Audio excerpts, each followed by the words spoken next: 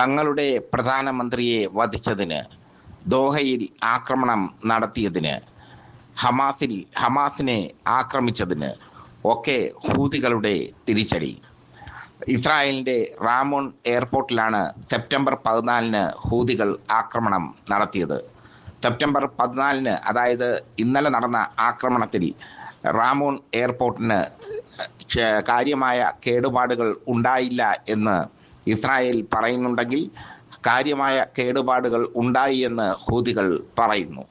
എന്തായാലും റാമോൺ എയർപോർട്ടിന് നേർക്ക് ഹൂതികളുടെ missile പതിച്ചതായി Israel സ്ഥിരീകരിച്ചു. മറ്റൊന്ന്, ടെൽ അവീവിൽ ഹൂതികൾ ക്ലസ്റ്റർ ബോംബുകൾ പ്രയോഗിച്ചിരിക്കുന്നു. ഒന്നായി വന്ന് പലതായി വീഴുന്ന ക്ലസ്റ്റർ ബോംബുകൾ. ഈ ബോംബുകൾ ഇസ്രായേലിനെതിരെ ഇസ്രായേൽ യുദ്ധദിനങ്ങളിൽ വ്യാപകമായി പ്രയോഗിച്ചിരുന്നു. ടെൽ അവീവിനെ തകർത്ത് തരിപ്പണമാക്കി ക്ലസ്റ്റർ ബോംബുകൾ. ഈ ബോംബുകളാണ് ഹൂതികൾ പ്രയോഗിച്ചിരിക്കുന്നത്. ടെൽ അവീവിൽ തന്നെയാണ് ഹൂതികൾ ക്ലസ്റ്റർ ബോംബുകൾ പ്രയോഗിച്ചത്. ഹൂതികളുടെ ക്ലസ്റ്റർ ബോംബ് ആക്രമണത്തിൽ ടെൽ അവീവിലെ കെട്ടിടങ്ങൾ തകർന്ന് തരിപ്പണമായി. നിരവധി പേർ ഭൂഗർഭ അറയിൽ ഒളിച്ചിരിക്കുകയാണ്. ഇസ്രായേൽ ഗസയിൽ വെടിനിർത്തും വരെ തങ്ങൾ ആക്രമണം തുടരുമെന്ന് ഹൂതികൾ വീണ്ടും വീണ്ടും പ്രഖ്യാപിച്ചുകൊണ്ടിരിക്കുന്നു. എന്തായാലും ഹൂതികളെ നശിപ്പിക്കാൻ വേണ്ടി ഇസ്രായേൽ നടത്തിയ ആക്രമണത്തിൽ ഹൂതി പ്രധാനമന്ത്രിയെ തന്നെ വധിച്ചു.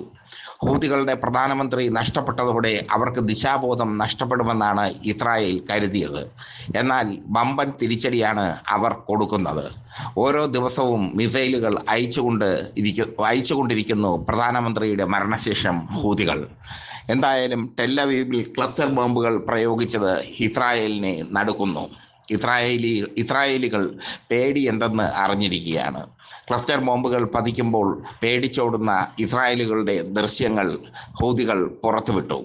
ഹൂതികൾ ചെറിയ ഒരു സായുധ സംഘടനയാണ്. പക്ഷേ അവരുടെ കയ്യിൽ ക്ലസ്റ്റർ ബോംബുകൾ അടക്കമുള്ള മാരകമായ ആയുധങ്ങൾ ഉണ്ടെന്ന് തെളിഞ്ഞു. ഇതുവരെയുള്ള ആക്രമണത്തിനിടയിൽ ഹൂതികൾ ആദ്യമായിട്ടാണ് ക്ലസ്റ്റർ ബോംബുകൾ പ്രയോഗിക്കുന്നത്. ഇറാന്റെ പ്രോക്സി ഗ്രൂപ്പാണ് ഹൂതികൾ. ഇറാൻ ക്ലസ്റ്റർ ബോംബ് ഹൂതികൾക്ക് കൈമാറി എന്ന് വ്യക്തം. ക്ലസ്റ്റർ ബോംബ് ഉപയോഗിക്കുക എന്നത് യുദ്ധ നിയമങ്ങൾക്ക് എതിരാണ്. പക്ഷേ ഇവിടെ ഇസ്രായേൽ യുദ്ധ നിയമങ്ങളൊന്നും പാലിക്കാത്തിടത്ത് തങ്ങളെന്തിനാണ് യുദ്ധ നിയമങ്ങൾ പാലിക്കുന്നത് എന്നാണ് ഹൂതികളുടെ ചോദ്യം. ആ ചോദ്യത്തിന് ഉത്തരവുമില്ല. ഒരു യുദ്ധ നിയമവും പാലിക്കാത്ത രാജ്യമാണ് ഇസ്രായേൽ. ഹമാസ് നേതാക്കളെ എവിടെ കണ്ടാലും കൊല്ലുന്ന ഒരു രീതി, അതാണ് ഇപ്പോൾ ഇസ്രായേലിന് തിരിച്ചടിയായി മാറിയിരിക്കുന്നത്. ദോഹയിൽ ആക്രമണം നടത്തി ഹമാസ് നേതാക്കളെ ഒന്നടങ്കം കൊല്ലാനായിരുന്നു ഇസ്രായേലിന്റെ തീരുമാനം. അതോടെ ഹമാസ് എന്ന പേടി സ്വപ്നം അവസാനിക്കുമെന്നും ബെഞ്ചമിൻ നെതന്യാഹു കരുതി. പക്ഷേ കാൽക്കുലേഷൻ തെറ്റിപ്പോയി. ഹമാസ് നേതാക്കൾ ഒന്നടങ്കം രക്ഷപ്പെട്ടു. അതാണ് ഇസ്രായേലിന് വലിയ തിരിച്ചടിയായി മാറിയത്. അതിനു പിന്നാലെയാണ് ഹൂതികൾ ആക്രമണം തുടങ്ങിയത്. റാമോൺ എയർപോർട്ടിലാണ് ഹൂതികൾ ആദ്യം വ്യാപകമായ ആക്രമണം അഴിച്ചുവിട്ടത്.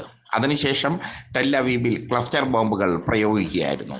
ക്ലസ്റ്റർ ബോംബുകൾ മാരകമാണ്. അത് ഇസ്രായേലിന്റെ പേടി സ്വപ്നമാണ്. ഇറാൻ യുദ്ധകാലത്ത് ഇസ്രായേലിനെ മെരുക്കാൻ ഇറാൻ ഉപയോഗിച്ചത് ക്ലസ്റ്റർ ബോംബുകളായിരുന്നു. നീതിക്ക് അല്ലെങ്കിൽ ലോകത്തിലെ യുദ്ധ നിയമങ്ങൾക്ക് വിരുദ്ധമായ ക്ലസ്റ്റർ ബോംബുകൾ ധാരാളം ഇറാൻ പ്രയോഗിച്ചു. മാത്രമല്ല ബാലിസ്റ്റിക് മിസൈലുകൾ അടക്കമുള്ള അതിന്യൂനത മിസൈലുകളും ഇറാൻ പ്രയോഗിച്ചു. അതേ ബാലിസ്റ്റിക് മിസൈലുകൾ തന്നെയാണ് റാമോൺ എയർപോർട്ടിലെ ആക്രമണത്തിന് ഹൂതികൾ ഉപയോഗിച്ചതും. ഇറാന്റെ മിസൈലുകളും ഇറാന്റെ ഡ്രോണുകളും ഒക്കെ ഹൂതികളുടെ കൈവശമുണ്ട്.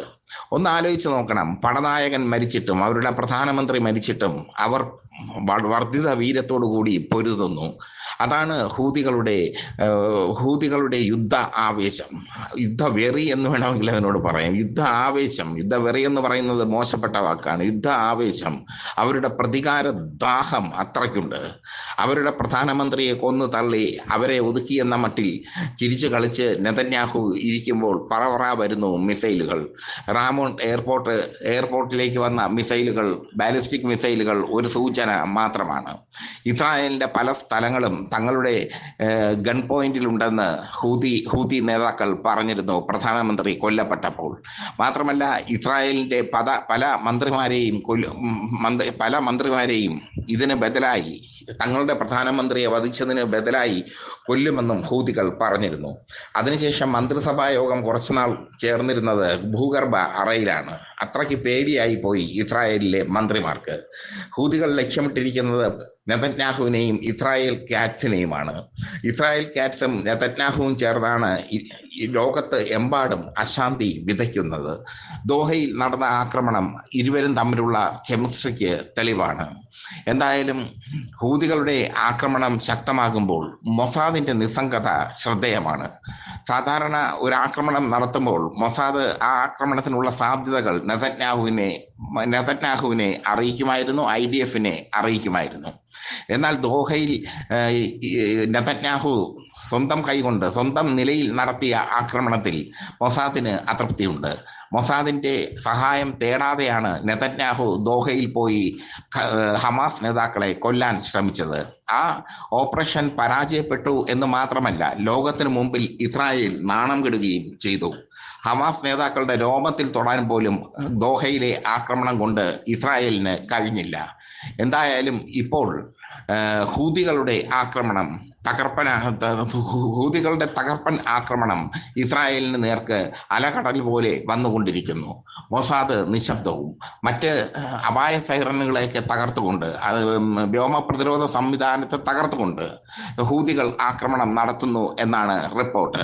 ക്ലസ്റ്റർ ബോംബുകൾ വ്യോമ പ്രതിരോധ സംവിധാനത്തിന് അതിവേഗം തകർക്കാൻ കഴിയുന്ന ബോംബുകളല്ല. ഒരു ബോംബിനെ തകർത്തു കഴിഞ്ഞാൽ അത് ഒരു ബോംബായി വരും, അത് പല ബോംബായി പൊട്ടിച്ചിതറി പല ഭാഗങ്ങളിൽ പതിക്കും. ഇതാണ് ക്ലസ്റ്റർ ബോംബിന്റെ രീതി. അതാണ് ഇപ്പോൾ ഹൂതികൾ പ്രയോഗിച്ചിരിക്കുന്നത്. അതാണ് ഹൂതികളുടെ കയ്യിൽ ഇപ്പോഴുള്ള വജ്രായുധം. ഇറാന്റെ വജ്രായുധവും അതായിരുന്നു. ഇറാൻ വർഷങ്ങളായി ഒരുപാട് ക്ലസ്റ്റർ ബോംബുകൾ വികസിപ്പിച്ച് എടുത്തിരുന്നു. ആ ക്ലസ്റ്റർ ബോംബുകളെ തന്നെയാണ് അമേരിക്കയും ഭയന്നത്. അമേരിക്കയിലെ ഖത്തറിലുള്ള സൈനിക താവളം ഇറാൻ ആക്രമിച്ചപ്പോൾ കൂടുതൽ ദിവസങ്ങൾ യുദ്ധം തുടരാതെ അമേരിക്ക ഒറ്റ ദിവസം കൊണ്ട് യുദ്ധം നിർത്തുകയായിരുന്നു. കാരണം ഇറാന് മുമ്പിൽ വെറുതെ യുദ്ധം ചെയ്തിട്ട് കാര്യമില്ല എന്ന് അമേരിക്കയ്ക്ക് അറിയാം. ഇറാൻ കീഴടങ്ങില്ല. കാരണം അവരുടെ സൈന്യം അത്ര ശക്തമാണ്. അത് വിവരം കെട്ട ഇസ്രായേലിന് അറിയത്തുമില്ല. ഹൂതികളെയും ഹമാസിനെയും ഹിസ്ബുള്ളയെയും ഇസ്ലാമിക് ജിഹാദുകളെയും ഒക്കെ പോറ്റി വളർത്തുന്നത് ഇറാൻ തന്നെയാണ്. ഇറാന്റെ പ്രോക്സി ഗ്രൂപ്പുകളാണ് അവരെല്ലാം. അവരെയൊക്കെ ഭീകരന്മാരായാണ് അമേരിക്കയും ഇസ്രായേലും കാണുന്നത്. പക്ഷെ അവർ ഭീകരന്മാരല്ല. അവർ അധിനിവേശത്തിനെതിരെ പൊരുതുന്ന ശക്തികളാണ് എന്ന് പറയാനാണ് പൊളിറ്റിക്സ് കേരളയ്ക്ക് താല്പര്യം. അങ്ങനെ തന്നെയാണ് പൊളിറ്റിക്സ് കേരള പറയുന്നത് പോലെ അധിനിവേശത്തിനെതിരെ പൊരുതുന്ന ശക്തികളാണവർ. പിറന്ന നാടിന്റെ നിലനിൽപ്പിന് വേണ്ടി പൊരുതുന്ന ശക്തികളാണവർ. ഇവിടെ മേലധികാരികളുടെ അധിനിവേശം ഉണ്ടാകുമ്പോൾ അവിടെ അടിമകൾ ഉയർത്തെഴുന്നേൽക്കും. അത് തന്നെയാണ് ഹൂതികൾ ചെയ്തുകൊണ്ടിരിക്കുന്നത്.